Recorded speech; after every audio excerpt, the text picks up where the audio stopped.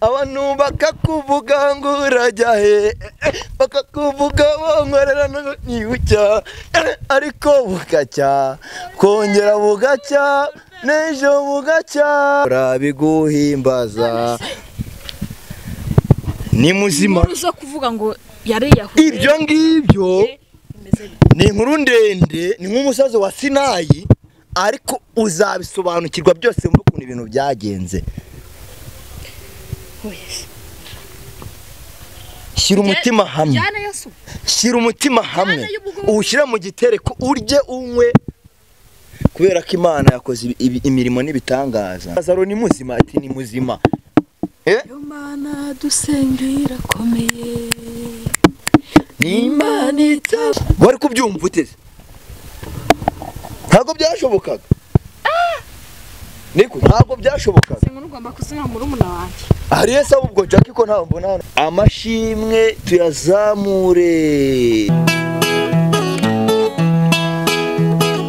iyo nitegereje neza nkareba amazi na Innocent iyo nitegereje neza nkareba amazi na Innocent Nekereza urugendo rurerure mwagenze kuva mu buto bwanyu mwakabeje gukundana I love you so much come to me je t'aime trop nalingo mingwana Manzi na Innocent nukuri ndabashimiye mwahisemo neza nukuri muraberanye Manzi na Innocent songa mbere turabashyigikiye Oh yes reka nongera ngo ikaze dukurikiranya kuri Manzi na Innocent TV muri kumwe na Nyakirwanda Rwanda rwakazamura igisho ryagandagaza mutoro saa 7 mugora saa mataraga cya gasambi ubundi wicare kuri Manzi na Innocent TV rebere byinshi byiza tuba twagutegura umwaka dufite akazi kenshi kandi dombo mu gihe gito ndagusaba gukora subscribe n'imutari wayikora ndetse nawe wayikoza na kwinyango usaba cyane kuyisharinga ibiganiro byacu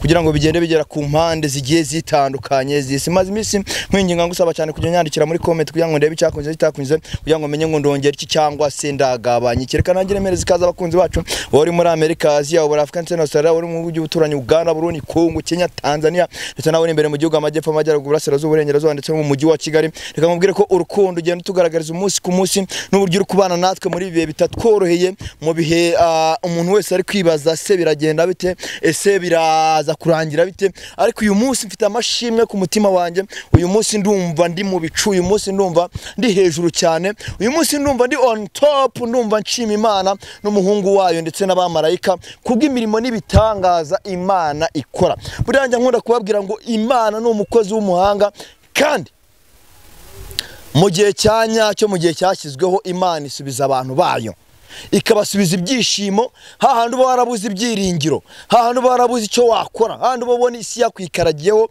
ujye umenya ko nyuma y'imbaraga z'abatuye isi n'ibigosi isi yose hari imbaraga z'Imana isumba byose ibi ngibi ntabwo nari nzi ko byaba ntabwo nari nzi ko amaso yanjye yakongera kubona ibyo ataherukaga kubona ntabwo nari nzi ko amatwi yanjye ashobora kongera kumva ijwi ry'umuntu runaka nari nzi ko yapfuye yavuye mu mwuka w'abazima ariko Imana byose yarabifashe iravuga ati akira amashimwe mu mutima wawe nzagira igihe gihambaye cyangwa se igihe kinini cyo gushima Imana haba mu rusengero haba mu butayu ahantu hose kubw'imirimo n'ibitangaza Imana yakoze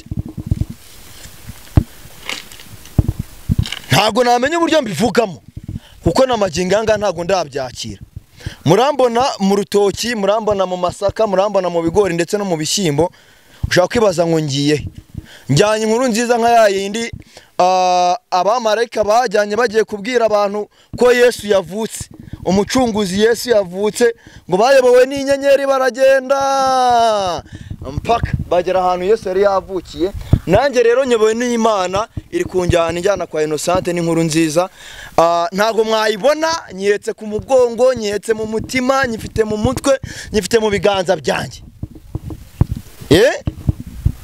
byose no kubera Imana Tewo yararirimbye ngo hari igihe ugera mu kigeragezo gikaze abantu bakakuvuga ngo urajya hehe bakakuvuga bongorerana ngo nibucya ariko bugacya bukongera bugacya n'ejo bugacya. Mwabantu mwe amashimwe mfite mu mutima wanjye ndagenda ndirimba nsenga nsingiza umwami n'umukiza wakoze imirimo n'ibitangaza paka ngeze kwa Innocente. Nje kwa Innocente ndamubona hariya arimo arakubura ntarumva inkuru nziza ngiye kumubwira, ariko namara kuyumva ndatekereza neza ko ari buze kwishima ndaze tukishimira hamwe tukashima Imana tugahimbaza. Nahageze Innocente bimeze biti?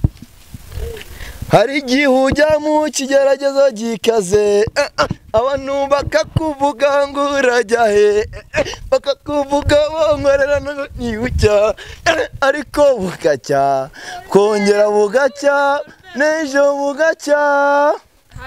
Yambi rwose amahoro komera Yesu ashimwe. Umeze neza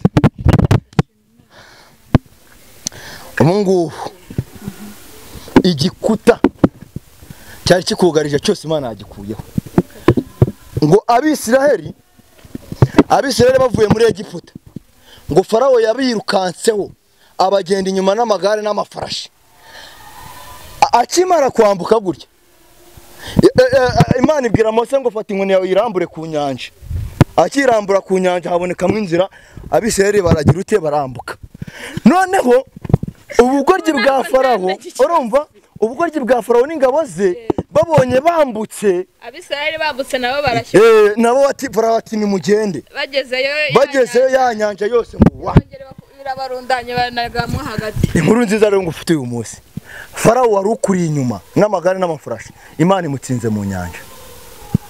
Shima Imana. Nje sinakubwiye ejo sinakubwiye ngo ngiye kureba nimba amakuru bampaye ari ayanyayo. Noneho sinasanze ari ayanyayo gusa, umuntu namwiboneye ndamuhobera nkuko muhobeye, ndamusuhuza turavugana, mukoraho neza, mukoro numva inyama n'iz'umuntu muzima. Nabuze nameze nk'umutindi watuwe uyeyo none abantu ameze neza arashima Imana. Ntago yapfuye ni muzima. Twaganiriye twavuganye akubwira ko bimeze bite? Bimeze bite? Twaganiriye turavuganye, ndamubwira ati ni wowe Sadunda, ati ni ngewe. Mu mutima wanjye ati Imana yakoze ibikomeye niyo mpamvu ntihaye cyubahiro. Sadunda arafunze ntago yapfuye.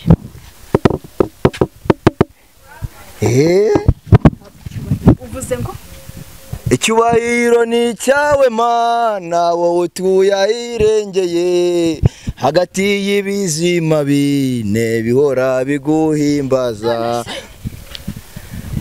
Ni muzima uza kuvuga ngo yariyahuye. Ibyo ngibyo ni inkuru ndende, ni nk'umusozi wa Sinayi, ariko uzabisobanukirwa byose mu kuntu ibintu byagenze. Shyira umutima hamwe, shyira umutima hamwe, uwushyira mu gitereko urye unywe, kubera ko Imana yakoze imirimo n'ibitangaza. Hari abantu bamwe bavuga bati ngo bimeze gutya, ni amafilime mukina, turaza gukina amafilime, twebwe dukina amafilime ngo umuntu yapfuye. Babarira mbwira umuntu ni muzima, uretse ko bitari byemeye ko namufotora n'agafoto ke mba nkazanye. Ibyo uzabimwibariza. Kandi twavuganye ambwira process ngo yari yasinze bigenda gutya na gutya ibintu birebire, ariko ngiye ibyo sicyo nahaga agaciro. Icyo nahaye agaciro nuko nabonye umuntu nkamuvugisha nkamukora nkumva akora aragira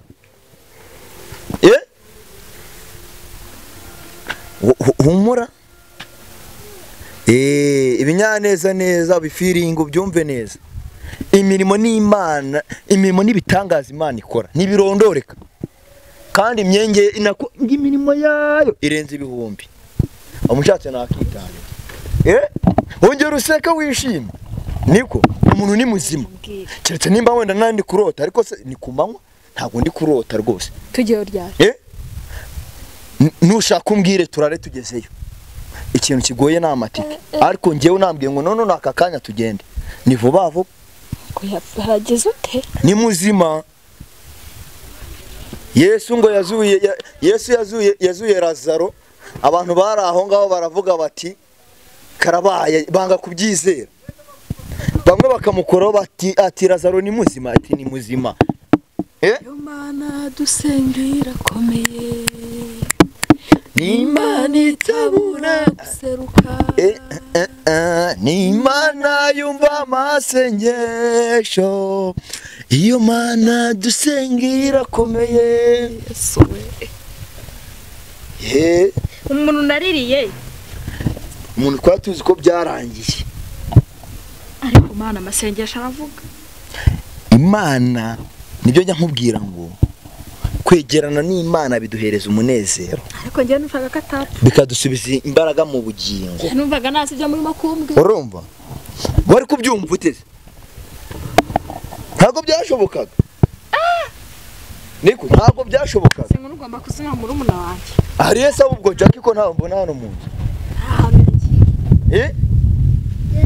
Usibye na Jackie gusa, ushake n'abantu biwanyu ino nkuri rari bagezeho. Yewe sinzi ngo turapanga ryari tuzajyane umwibirebere n'amaso yawe. Nimbona itike ndakubwira. Ubwire Jackie dushaka amatike kandi cyakoze bamuhaye iminsi 30 afunze. Ibyinshi azabikwibwirira, azabigusobanurira. Uburyo nagomba kumufungura ihari. Irahari ntago yakatiwe. Numubona uzamuyoberwa, baramwogoshe bamugize inkomborera. Ariko ibyo ngibyo ntacyo bitwaye. Yasinze azabigusobanurira byimbitse. Uzabyumva nawe uzabibwirwa. Amaso yawe azongera abone umugabo wawe Papa Asha. Amaso yawe azongera, amatwi yawe azongera yumva ijwi rya Papa Asha. Urumva?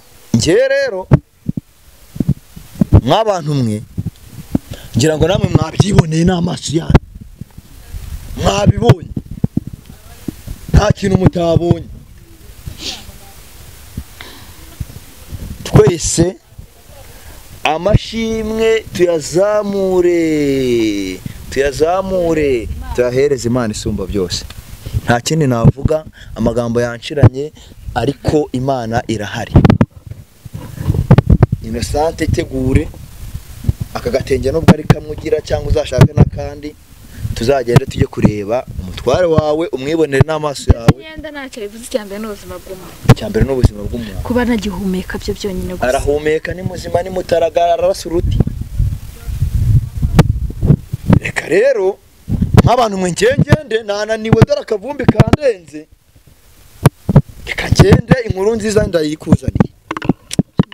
Yakire uyifiringe, uyisogongere, umve uguwe neza muri wowe kandi guturemo.